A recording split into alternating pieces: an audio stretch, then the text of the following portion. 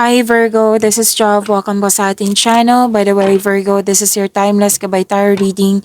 Gamitin ang reading na ito bilang gabay lamang. Tandaan Virgo, ito po ay channel reading.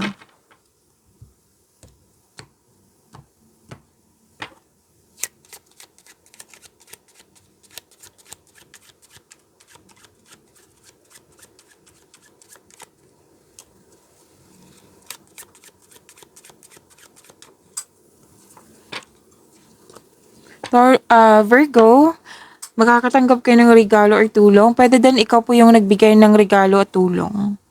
Okay? At sabi din dito na pwedeng may usapin tungkol sa jewelry. At pwede din may usapin tungkol sa mahal. Something expensive. Pwede na rin nakatanggap kayo ng parcel ngayon. Kung kailan nyo ito napanood kasi timeless reading to. May usapin tungkol sa object. Pwede din proposal po to. May proposal na ako nakikita dito. A donation, contribution, pwedeng rewards. Kasi this is the act of giving and receiving. Pwedeng natanggap or ikaw yung nagbigay.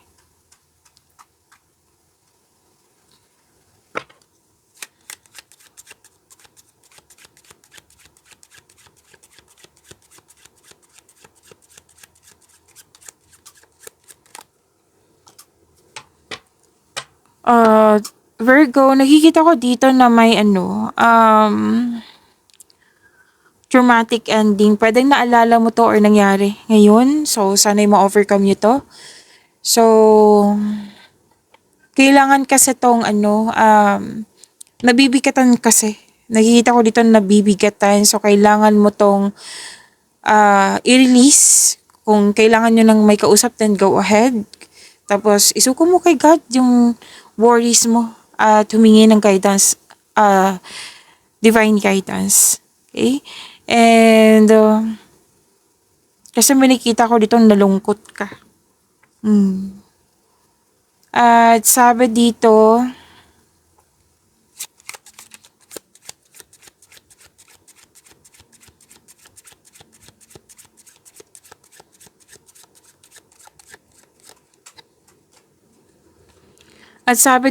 na may financial gain.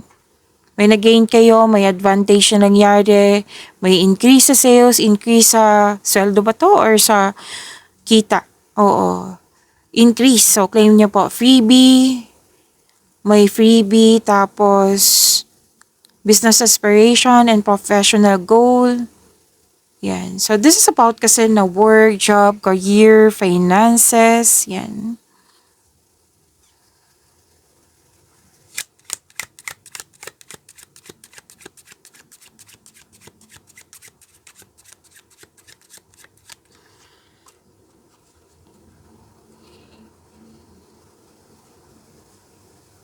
May dito, pwedeng kausap mo to or concern mo. Elderly woman, babae, greater than 60 years old, na malaki ang kanyang influence ngayon. Pwedeng ikaw to, na malaki ang influence mo sa kapwa mo or siya. Malaki ang influence niya. Pero most likely, kausap mo to. Pwedeng nagbigay ito ng wisdom message sa'yo. Like, sinishare sa'yo yung experience niya sa buhay. Yan, na ang siya isa sa dahilan na anong tawag nito? Ma-motivate kayo to take an action with courage.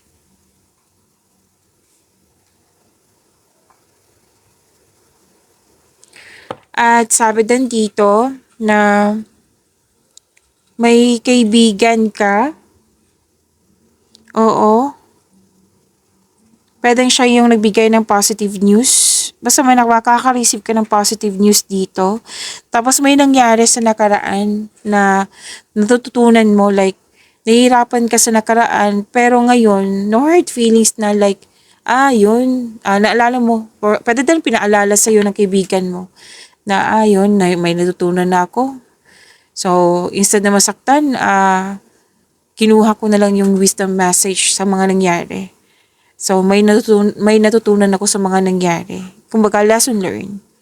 Okay? Tapos may rejection na nangyari, tapos sabi dito na in-acknowledge mo yung rejection na kumbaga naintindihan mo, baka may rason siya na kung bakit nireject niya ako. Yan. Okay? Pero then pumunta ka sa place ng friend mo. Kasi you found comfort na tinutulungan ka ng friend mo. Yan.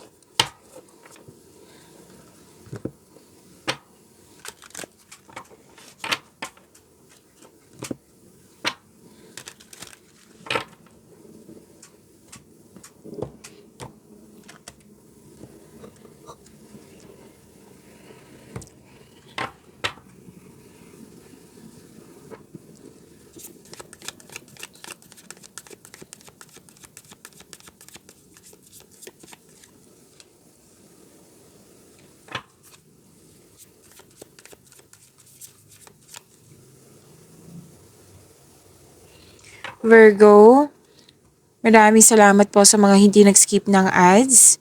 Subscribe na po kayo sa ating channel at click bell notification para updated po kayo sa reading natin.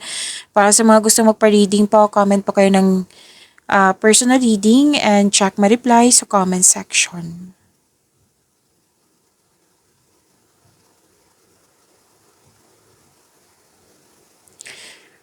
Virgo, may bagong simula, abundance, at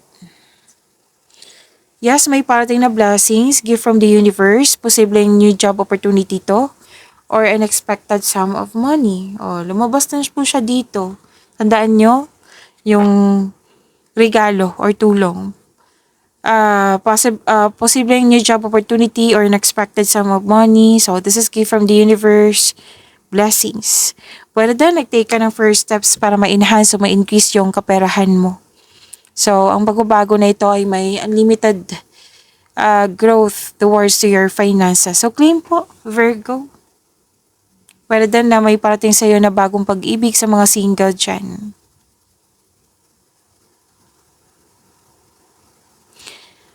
So, may ilang couple dito na kontento na sa pagmamahalan.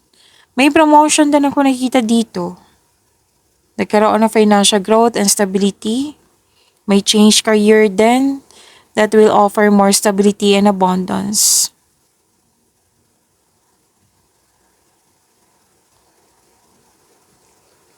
At sabi din dito na may mga panilang na tao,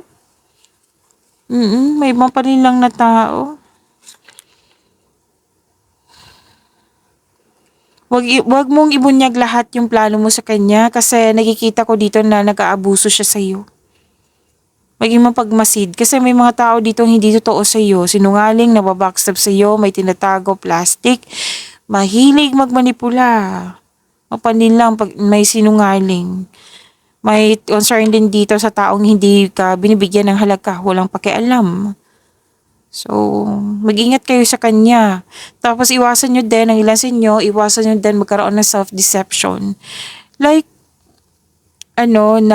for example, ito, sasaktan ako ng taong ito na hindi pala. Yan. Maraming case ng ganyan, na self-deception. Basta, sinabi ng court dito na iwasan nyo sana.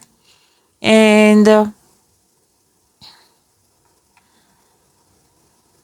kailangan mo mag-open up kung pwede po sa isang tao regarding sa problema mo.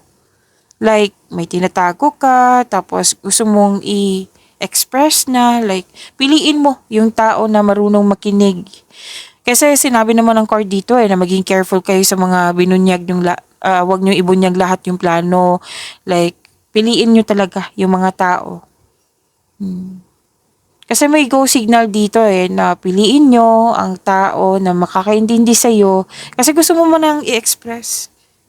Some of you may tinatago, gusto nyo na i-express. Kaya soon magkakaroon siya ng honest conversation. Pero iba yung sinabi ng card kanina. Virgo, na huwag ibunyag lahat yung plano. Kasi may sinasabi dito na maging mapili ka kasi may tao talagang hindi. Pwedeng mga tao na hindi totoo sa'yo. So, yan. Mag-ingat talaga.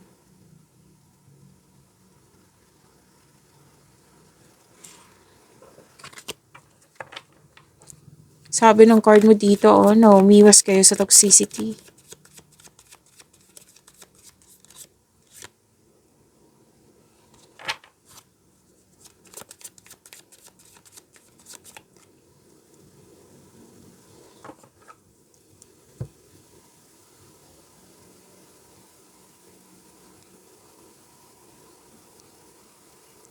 Sa career and money niyo po, stress, pagod, oo, sa trabaho. Gusto mo mag-leave or magbakasyon. Gusto mo mapag-isip mo ng mabuti para makapaghanda at magpagaling. And this card tells you na relax, calm your mind, and reflect. Sleep and meditation ay kailangan po. Ang pagpahinga po ay nakapagbigay ng increased productivity and a healthier mental state.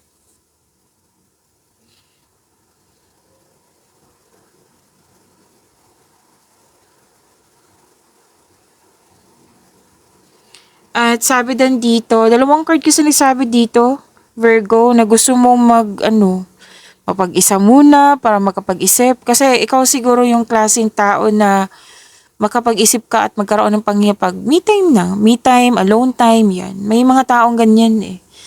So, feel free yourself para makapag-isip ng maayos. Kung nais mo ng promotion or making business investment, hindi mo na kailangan ng pahintulot to move ahead. Okay? Mas gusto mo magtrabaho mag-isa rather than in collaboration.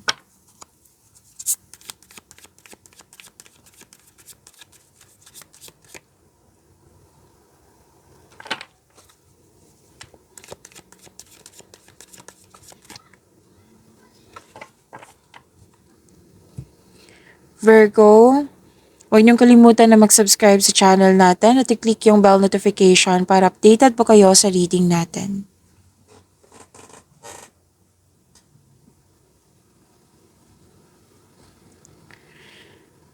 Okay, sabi po dito, this is about love, life, self-love, partnership, and romance. Para sa mga single, sobrang saya mo kasi what I meant is gusto ka rin ng taong gusto mo. Plus points na yung may love at respect sa'yo. Sa mga relasyon sa buhay mag-asawa, masaya kayo at satisfied sa buhay. Oo. Meron din dito na sinasabi na nakatanggap ng sustento para sa anak.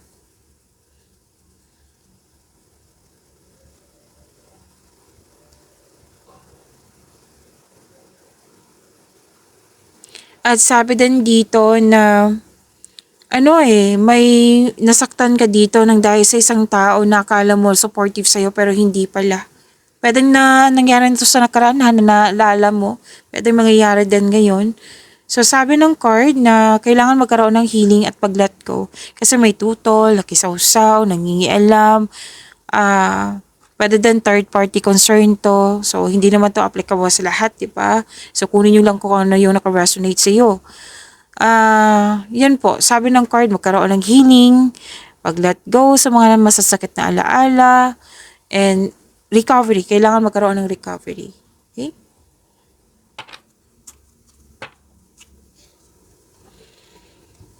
At sabi din dito, na wag mo daw kayo magmadali na magkaroon ng relasyon. So, this card tells you na slow down and enjoy mo yung adventure in this moment. Pwedeng nakilala mo na to. Kung hinihintay mo pa siya, may ibibigay yung universe sa'yo. Sinabi ng card dito. At the right time, of course. Pero sulit tong hinihintay mo. Sulit to. Like, what I meant is worth it. Yan. So, malapit mo na siyang ma-meet. At mukhang may tradisyon na masusunod dito. Oo, pwedeng kasal, pamamanhikan. Oo. may masusunod na tradisyon. Pagyamanin niyo po yung blessings sa binigay sa inyo, Virgo. See you tomorrow. Maraming salamat po.